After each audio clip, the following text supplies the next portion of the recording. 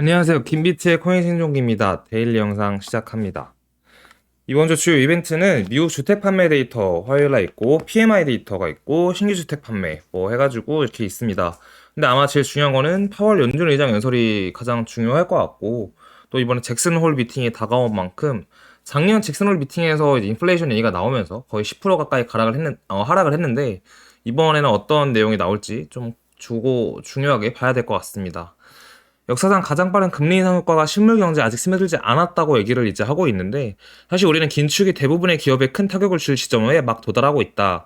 이 말이 미국에 있는 회사분들하고 얘기를 좀 해봤을 때 맞는 것 같아요. 이제서야 미국 기업들이 타격을 입는 것 같다라는 얘기를 하고 있고, 총 통화정책 흐름 다음과 같다 해서 5가지의 이 단계가 있는데요. 이게 금리 인상 사이클에서 다섯 단계예요. 첫 번째 연준이 금리 인상을 하고 채권 시장이 반응을 하고, 그 다음에 은행은 대출 기준을 강화하고, 원래 대출이 쉬웠는데 대출이 좀 더 어려워지는 거죠. 그 다음에 기업과 개인이 부채를 늘리기 시작하기가 더 어려워지고, 그러니까 대출 받아서 약간 돈을 굴리기 더 어려워지고, 기업은 확장하고 생존할 수 없으며 개인은 소비가 적어진다. 그래서 우리가 지금은 4단계에 있고 5단계에 접어들 수 있다라는 얘기인데, 뭐 알아두셔야 될 게, 제가 항상 강조하고 있는 얘기긴 한데요. 금리 인상을 했다고 해서 바로 시장이, 뭐 저희가 이제 투자시장이잖아요. 투자시장이 바로 하락하진 않아요. 반대로 5단계도 기업은 확장 생존할 수 없다고 해서 바로 시장이 안 좋아지진 않아요. 반대로 금리를 인하했다고 해서 바로 시장이 좋아지진 않아요. 그러니까 무슨 말이냐면, 시장은 경제를 한 6개월 정도 앞서서 이미 반영을 한다라고 생각을 하는 게 가장 좋아 보입니다. 이거는 그리고 경제 침체에 대한 이야기 부분에서예요. 거의 경제 침체랑 위기는 다른데, 침체는 예상 가능한 부분에서 이런 금리, 그러니까 통화 정책과 재정 정책을 통해서 경제가 둔화되면서 침체가 오는 거고, 경제 위기는 블랙 스완이라고 하는데, 알 수 없었던 어떤 특정 사건으로 인해서 경제가 확 안 좋아지는 걸 그 경제 위기라고 합니다. 어쨌든 침체에 있으니 우리는 예상하고 있다. 그래서 시장이 6개월 정도 먼저 예상하고 있다라고 생각하면 될 것 같아요.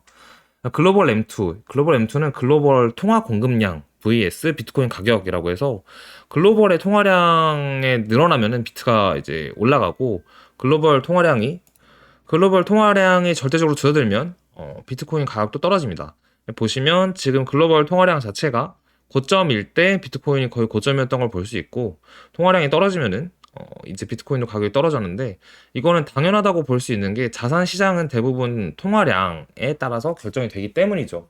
그러니까 우리가 산 주식이나 부동산 가격이 오른다라는 개념으로 보면은 걔네가 오른 걸 수도 있는데, 조금 반대로 생각하면 내가 가지고 있는 통화 가치가 그만큼 떨어졌다라고도 해석할 수 있는 거거든요. 보통 이제 돈의 역사나 결과적으로 돈 혹은 통화 정책, 통화 이론에 대해서 정확히 공부하시고 책을 보는 사람들이 아마 대부분 없을 거예요. 그래서 저는 이거를 8년 전부터 관심이 있어가지고 계속 봤었는데, 생각을 조금 바꾸면은, 내가 어렸을 때 먹던 라면이 350원인데 지금은 뭐 850원, 1050원 할 거예요. 아마 신라면 한 봉지에. 근데 그게 라면 가격이 올랐다라고 보통 우리는 언론에서 접하고 알게 되지만, 반대로 생각하면 내가 갖고 있던 그 350원이 이제는 350원의 가치를 하지 않는구나라고 해석할 수 있는 거거든요. 일단 그렇게 좀 생각을 깊게 해볼 만한 필요가 있다라는 생각이 좀 들고, 블랙락의 죄송합니다. 블랙락의 SEC 비트코인 현물 ETF 승인이 2주 앞으로 다가왔다. 이게 최종적으로 24년도까지 모두 미루겠다고 뭐 SEC에서 말은 했는데, 또 그건 아닌 것 같아요. 이거에 대한 입장 발표를 다 하긴 해야 되나 봐요.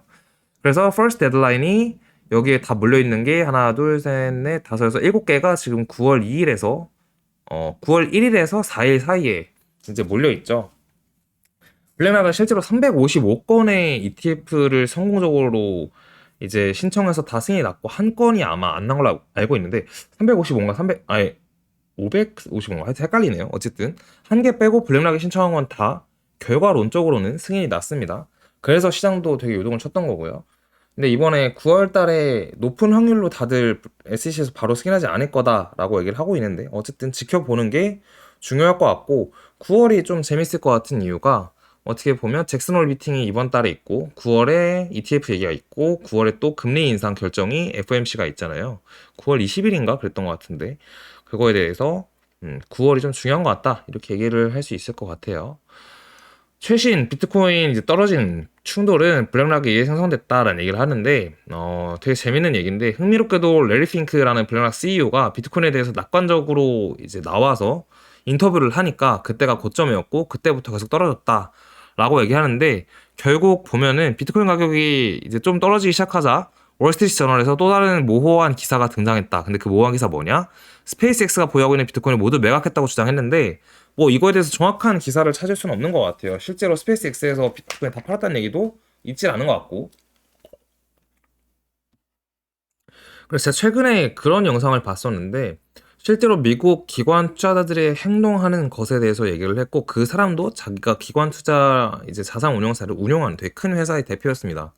근데 미디어나 언론을 통해서 부정적으로 얘기를 해서 가격이 떨어지면은 그때 사고, 긍정적으로 얘기해서 가격이 오르면 그때 판다, 이제 그런 얘기를 했는데, 되게 전통적인 방식이지만 잘 먹힌다는 얘기죠, 지금까지도.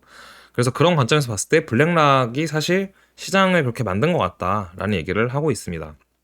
실제로 우리가 현물 ETF에 대한 중요성을 항상 얘기하는 이유는, 현물 ETF는 결과적으로 우리가 현물 매매하는 거랑 되게 비슷해요. 선물은 공매도가 있어서 떨어지는 거에 베팅할 수 있지만, 현물은 무조건 내가 산 것보다 올라야 시세 차익이 생겨서 이득을 얻는 거기 때문에 현물이 중요하다고 할 수 있고, 두 번째로는 현물 ETF를 상품화해서 파는 회사에서 그 현물 가치만큼 비트코인을 홀딩을 해야 됩니다.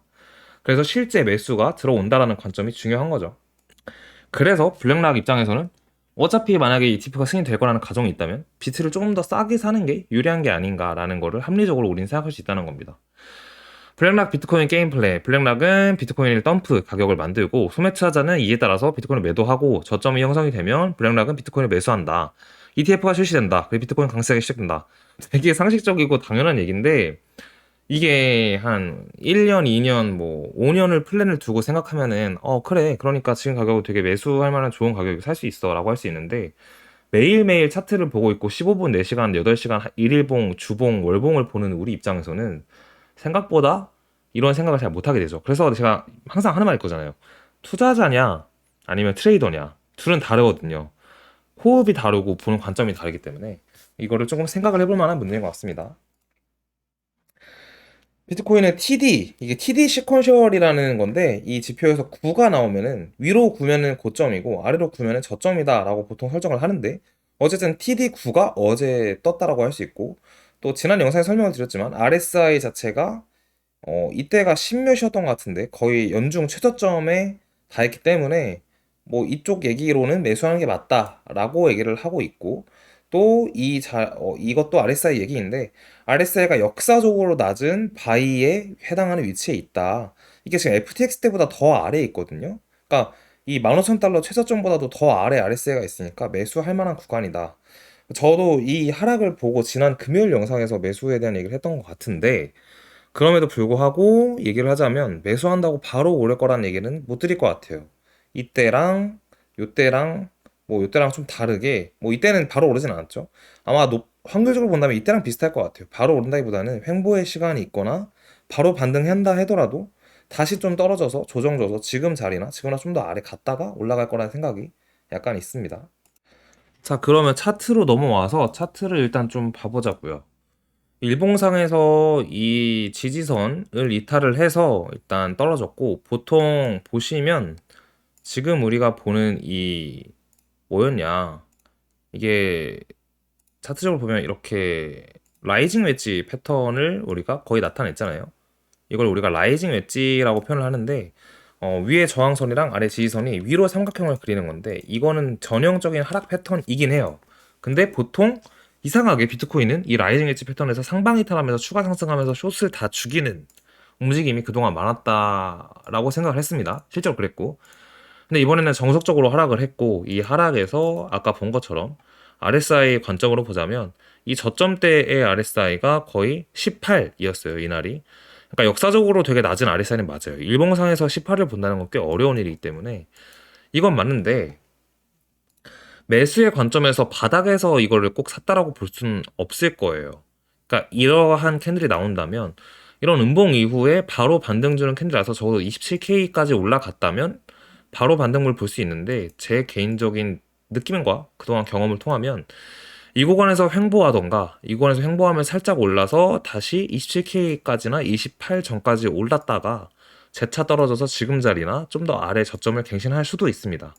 그게 언제였냐면, 우리가 보면은 이제 차트를 잠깐 끄고 보면 69K에서 하락하기 시작했을 때 요 구간 3만 달러 이때였는데 요때도 RSI 상으로는 거의 20.26을 찍었죠 이날. 그리고 바로 저점을 사실 갱신을 다시 했어요. 그러고 반등을 해서 올라갔다가 다시 떨어졌는데 48K 장에서도 그렇고 어떤 느낌이냐면 이때를 보면 좋을 것 같아요. 이때 FTX 때인데 FTX 사태에 나고 나서 반등 바로 했다가 사실상 전저점까지 바닥 다시 뚫고 여기서 횡보의 기간에 걸쳐서 반등을 했었고 뭐 이러한 움직임의 가능성이 가장 높지 않을까라는 생각이 들고 있습니다. 실제로 이런 것도 가능해요. 코로나 때 보면 RSI가 거의 15까지 찍었었고 일본에서 횡보의 구간을 5일 정도 거치다가 결국 이 코로나 전 고점 이 횡보 올라가서 곧 찍었던 1,500달러까지 다시 형성하는 데 걸린 기간은 20년 3월부터 거의 여기가 1,500이면 여기라고 보죠. 20년 6월이니까 3개월의 시간이 걸려서 회복을 했단 말이에요. 아마 저런 식으로 될 가능성이 가장 높을 수 있고 우리가 18년도 있었던 12월 하락에서 이땐 더 심했어요. RSI가 21을 찍더니 여기서 12를 찍었어요. RSI 12변은 일본산에서 반등 중에 맞는데 추가 하락이 계속 나와요. 여기가 5,000달러인데 저점은 3,100달러예요. 그러니까 하락이 계속 나오다가 반등하는 척 하다가 다시 하락해서 이제 지표상으로는 이게 강세 다이버전스니까 올라가는 게 맞아요. 근데 가격은 다시 바닥을 찍고 여기서 다시 본격적으로 올라가나 싶었는데 결국 횡보의 기간을 4개월을 걸치고 나서 큰 반등을 갔었거든요. 저러한 형식으로 반등할 확률이 높다라고 보고 있습니다. 여기서 반등 빨리 하려면 이때처럼 바로 그냥 꼬리 만들고 2, 3일 안에 이 음봉의 크기만큼의 양봉이 나왔으면 가능한데 일단 오늘까지는 아직 좀 봐야 되는 거고 이렇게 반등이 크게 나와서 28.7K 위로 바로 올라간다면 바로 불반등하는 건데 그것보다 횡보의 기간이 한 달 정도 있을 수 있다는 걸 감안하는 게 가장 좋아 보입니다. 영상 여기까지 하고 마무리하겠습니다.